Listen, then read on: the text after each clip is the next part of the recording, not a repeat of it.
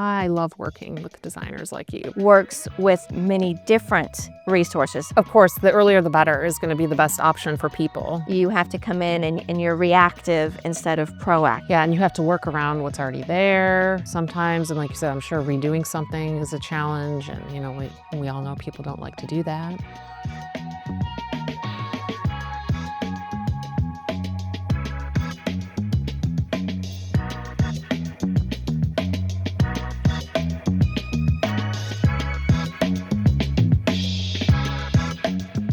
Hello everyone and welcome to Design Discussions with Nadine. I am Nadine and I am here today with my lovely guest and friend, Sherry Millien of Terravista Interior Design Group. Thank you for joining me today. Yes, thank you. Talk about some fun stuff. Yes. I know you mentioned you have been in multiple videos of mine, and I feel like you've become my video sidekick lately. I am more than happy to be your video sidekick. So it's fun. Enjoy it. And so many people have said, you guys talk so well together. I've gotten feedback that people are like, we have a good vibe. Good. Yes. See? We get along. We're good friends too. Yes. Love it. Yes. So today we're going to talk about some challenges, some benefits, and multiple things about interior designers. And I'll give my input on some stuff as a contractor on clients and benefits of using an interior designer. So the first thing I want to dive into is what is the benefit of a client having an interior designer in their projects and having them early? Whether it's a renovation or new construction, what is your opinion on that? First, let me say I was excited when I saw that this was going to be your topic. I was like, yes, this is a good topic because a lot of people don't understand the need for it. They don't. My biggest concern when somebody says that they haven't used a designer is that it's not going to be cohesive. And it's not going to work the way they live. A lot of people, architects know architecture. I could not claim to be an architect and fill their shoes. I couldn't claim to be a builder or a contractor and fill their shoes because you guys have your own set of, your priorities, your specialties, things that you really know how to do. And I lean on you guys. I need that expertise for that. But designers know the questions to ask the homeowners, like, how do you live? Where is your home not working? Where is it working? What, furniture, what's the layout? What's the look you're going for? So if you can get a designer really in at the beginning, then we can help to make sure that the home functions the way that the client needs, or the space, the room, whether it's a whole home or just an individual space. And there's a lot of things that people don't think about, like you kind of touched on that when it comes to the value an interior designer brings, right? A lot of people think, oh, well, you guys just, put the pretty things or help me pick out, draperies and things. But there's so much more into that that you guys bring to the table. Yes. Well, one example, just most recently, the client wants to make sure that they have their dining room, which is a very common layout right now, where you have the long island and then you have just the dining room table sort of right next to it or in front of it, the way the home is laid out, your kitchen, your dining room, your family room. And they wanted to make sure that they had enough space for good size bar stools too. They weren't going to go get the small ones that didn't have the back or anything. She's like, we have, a large family. We want to make sure that they're comfortable. They use the island a lot. We want good sized chairs. Well, good sized chairs require a good amount of space. And then you also want the same amount in your dining room table. And when they're back to back, you need to make sure you have enough room for this person sitting here to back up when this person is also sitting here and have your walkway. Well, the builder said, oh, you have plenty of room. Well, they only left 3 feet between the table and the counter edge. Well, that doesn't allow room for even either chair to be pushed in and still have a decent walk space, let alone anybody be sitting there and walk by. So that's the things that I'm talking about that you guys think about that other people don't think about. And then for me as a contractor, I don't think about those either. There's a lot of situations where we briefly touched on this as far as, contractors that come in that have their clients, we can help you pick out tile or this or that. And that client might be like, oh, this is great. This contractor is going to help me to design my space. But, in the end, they're really not helping them design it. They're just, maybe throwing some ideas. Oh, this is, and most likely from what I know in the past, from what I've seen, it's, probably materials they've used before. So there's really no deep thought on what the client really needs, what is their style, what goes together properly. And there's so much that's involved in putting everything together to make it look like you see it in the pictures in the end. Correct. Right? And I can't do that. And I always say, kudos to you guys that can bring it together, like really, in a way to where it looks like, magazine worthy in the end. And that's what a lot of people want. No, they do If they don't have a Mhm. designer, they may not necessarily, and most times may not end up being able to get that magazine worthy, space. Space, right? Well, it's sort of like we tell people don't buy a set of furniture off the floor, right? Because you can tell you just picked it up off the showroom floor and you set it down and it may look okay, but there's no visual interest, there's no contrast, there's no energy in the room, and it's definitely not magazine worthy. I feel like that's the same with using a contractor who goes in, like you said, goes into floor and decor and they say, here's a great tile. Well, I think a lot of contractors probably get, visited by your different tile sources, people like that. And they're like, okay, we have our source that we like, right? Which is great because Yeah. you do want to have that relationship. But it's sort of like buying everything under one furniture store. When you do that, you don't have the interest, you don't have the flow of textures, you don't have the different stuff going on. Whereas a designer works with many different resources, many different selections. And then we also know how to balance the different materials, whether it's your metals, your different, stones with your ceramic, with your wood tones to bring all of those varying textures together, which also is what gives you the interest and makes the room special rather than just plopping everything together in a suite and saying, here you go. Yeah. Yeah. I know there's a lot of, we were speaking earlier about whether it's a general contractor or individual contractors that, may say they're very verse in their field, like painters, paint colors, suggesting paint colors to clients, which is great. But that doesn't necessarily mean that it's the right color for what they're going for in the space, right? No. So it's white is not white. Mhm. Blue is not blue. No color individually on its own is just, I'm going to do green. And you can just do it. But white, especially with white being so prominent right now, I see that happening a lot in your new builds and in, clients who go and they hire a painter and they haven't consulted a designer. And there are a million different undertones for white. Oh, yeah. A million. And some people then they'll get into their space and then they hire the designer after they've already had their selections go, we don't understand why the space doesn't work, but it just doesn't feel right. And either they're using too bright of a white, reflective white doesn't go on your walls. Your trim is fine, your ceiling might be fine, but it's not a wall color. Otherwise, you're going to have institutional looking white. So usually you want something that if you were looking at it on its own, it doesn't appear to be white, but then once you paint your whole house that color, it is white and it's a softer tone.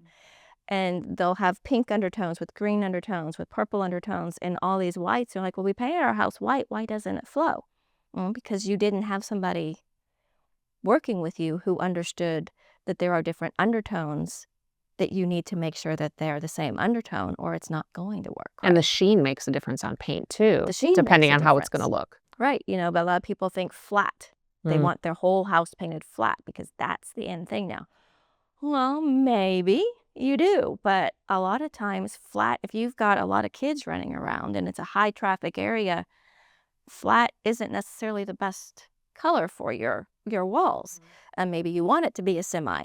And then, your cabinets, you don't want flat on your cabinet, but you also don't want a bright gloss necessarily unless that's the look you're going for. So That's another thing that came around a lot was the flat on cabinets, that I think it was circulating on Instagram and everybody was like, oh, it looks great, like that matte flat look, but for durability purposes, it's not exactly the best, right? Right, no, not especially not if you have families. If you don't touch your cabinets, it's the same thing with super high gloss, cabinets as well. you get fingerprints on your flat and on your super, super high gloss and lacquer finishes if you're going to use them a lot in your what you call anal retentive. And you're very particular about having all those fingerprints everywhere, then you probably don't want to do your lacquer or your flat because you're going to leave a lot of fingerprints and mess laying around that you may not be able to clean off. Getting back to the importance of designers and projects, I love working with designers like you because it really makes my job a lot easier. I have my own clients that we work on, but I feel like, having a very knowledgeable interior designer in on that project, it really does. And it also is a benefit to the client too, especially if you have a contractor and a designer that work well together.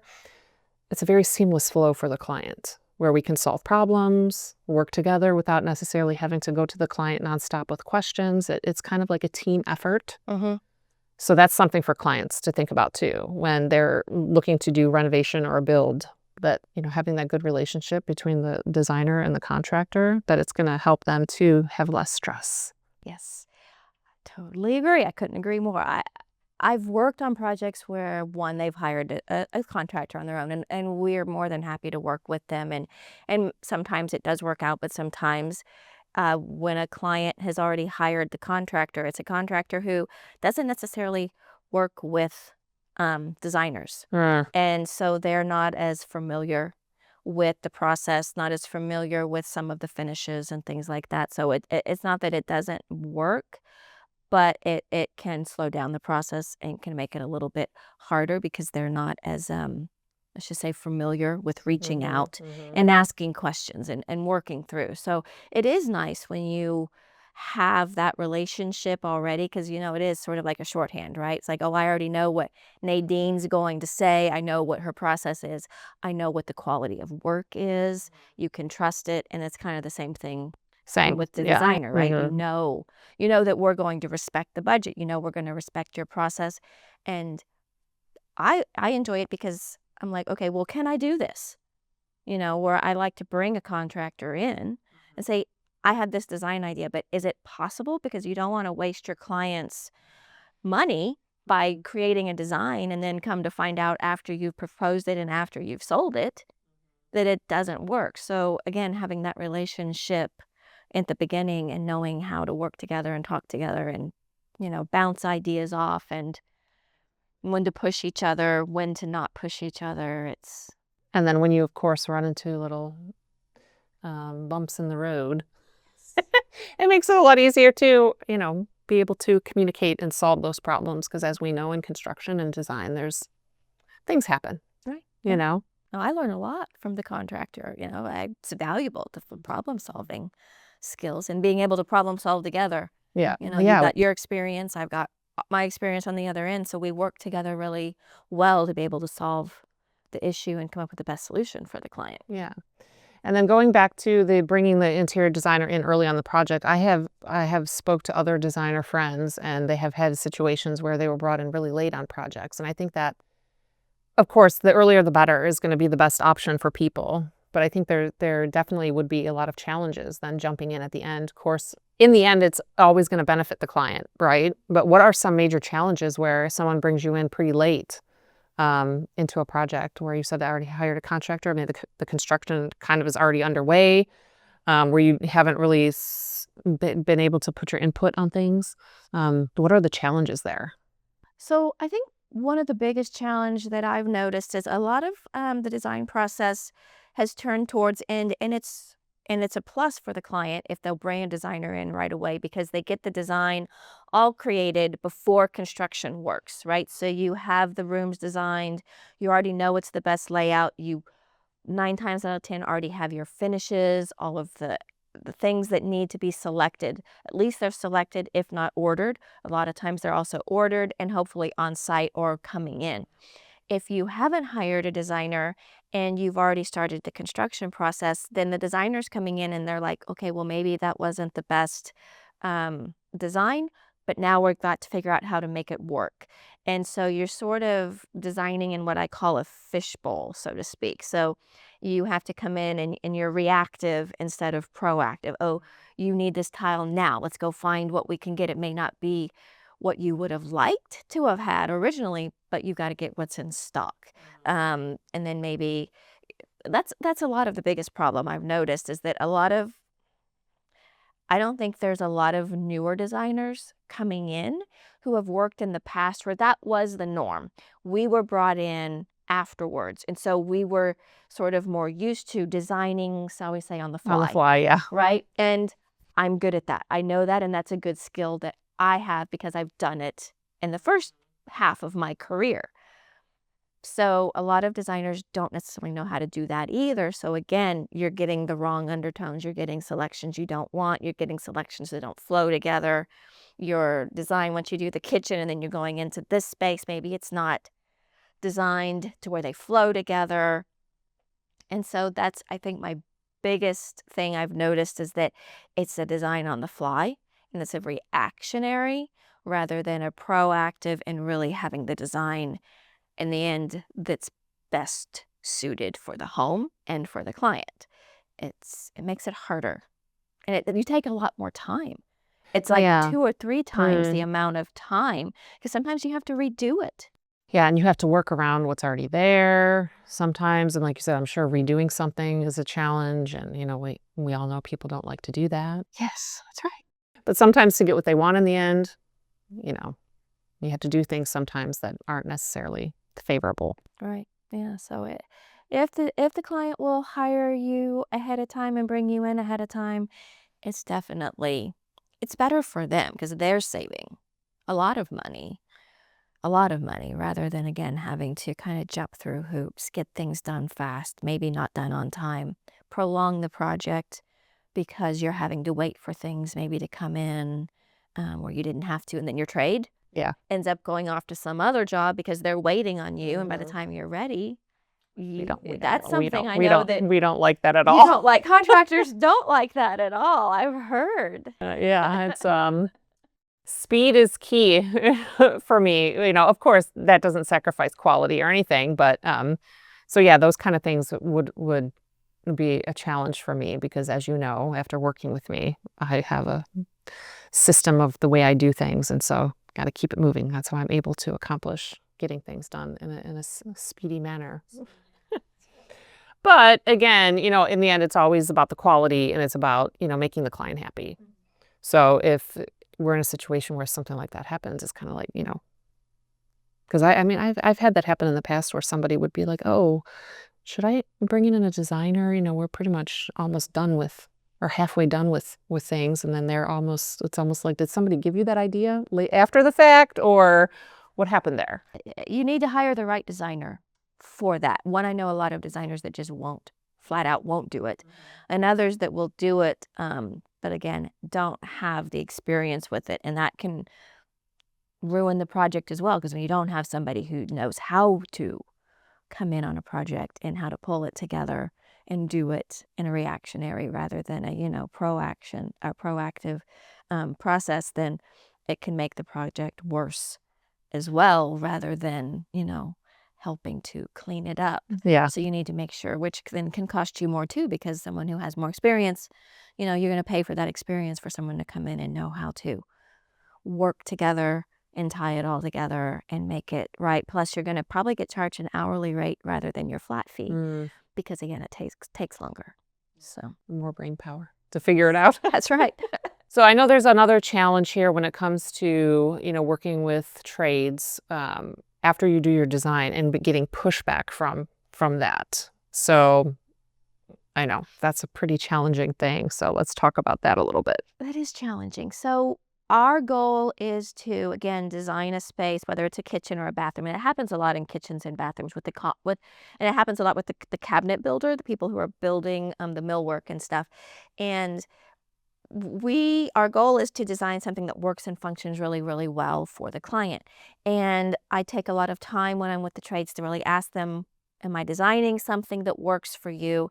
And I want it to be a very collaborative process. So my hope is that, and maybe for contractors listening, is rather than seeing the designer as the enemy, for lack of a better word, is that's not our goal. Our goal is to work with you and to create a bathroom or a kitchen that's well organized, that functions really well, that is using all of its possible square footage in the most valuable way, and not to design a project that is difficult for you. So if, we can reach out ahead of time and have meetings, like here's the design, and before you ever start building it, I think that one of the most valuable steps is to even tell the client too, is say, hey, I want to be with you when you're presenting this and when you're first talking to the contractor, the trade for this, so that I can make sure that there aren't any stumbling blocks. And if they have a question,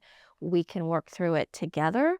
And it's goes back to communication, Mhm. right? And if there is a problem, or if that particular trade feels like it's a challenge for them to do it, then working together to try to solve it, or admitting, hey, this might be a little bit of a challenge for me, but because that's what I would do. If I see something that's, something, whether it's something I've never done before, I'll figure out a way to reach out to somebody that has and give me the advice on how to proceed, and kind of work in a in a way to where we can accomplish getting the end result that you as the designer and the client wants. And that's very important.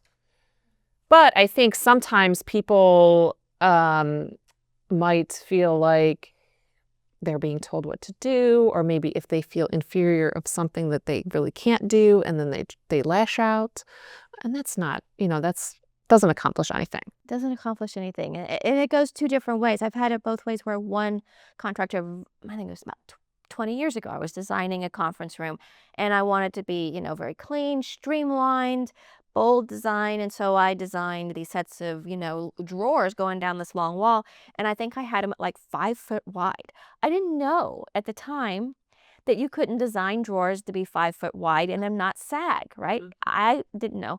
So the contractor built it, and then the client comes back to me and they're like, well, my drawers are starting to sag. And so what's the deal? Was the, and so I went to the contractor, and he said, well, I didn't want to tell you that it wasn't a design. I didn't want to make you unhappy. I wanted to design it for you so that your design was, kept. So that is The integrity of design was kept. And I told him, I said, well, thank you. So that's the opposite. But that was the opposite. I said, of what we but were on saying. the- Yeah.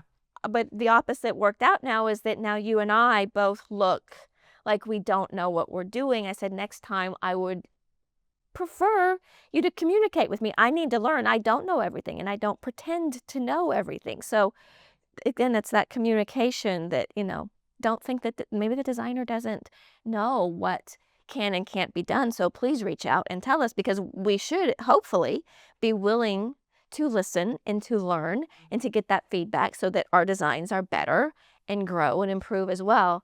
The other hand, as the contractor just decided he did not know what he was doing. I had done a paneled wall several times. I knew how to design a paneled wall. And he waited until the client was home and just went into me for 10 minutes about how it was designed wrong. Oh, you told me that story before. Yes. And so, I mean, Oh. I prefer to behave in a professional manner. So I just kind of sat there and tried to remind him a couple times that we had this conversation while he was building it, and we had tried to work this through. But so again, it's communicating with each other, because we as designers don't want to be the enemy. We want to work in collaboration with you, because we want we as a team, we work well together when we communicate, and that's best for the client. Yeah, communication is key. Communication is key. And I'll go back to and say it again, like I love working with interior designers, because for me as, again, a contractor, it really does help me a lot. Instructing me on, no, this is, how we should do this, or, just the preparation of it in general has a huge impact on how I can do my job for the clients. So Us together as a team, yeah, we're the dream team for the client when they use us together. And, we have that, like I said, that shorthand where we know what the other one is thinking. We know what the other one is probably going to do. If we don't, we know how to communicate to make the project flow. So yeah, when I hear that, and I've heard that before, a lot of contractors are like, designer, I don't like working with designers. And I'm like, I don't know, I don't understand that, because I have a completely different view of that. I personally love it. Yeah. Thank you. I do too, but no.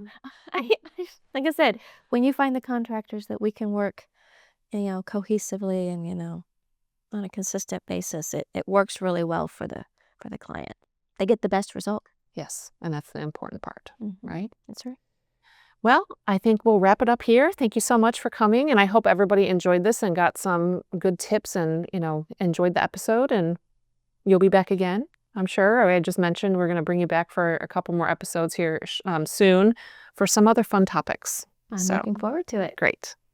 So stay tuned for the next episode.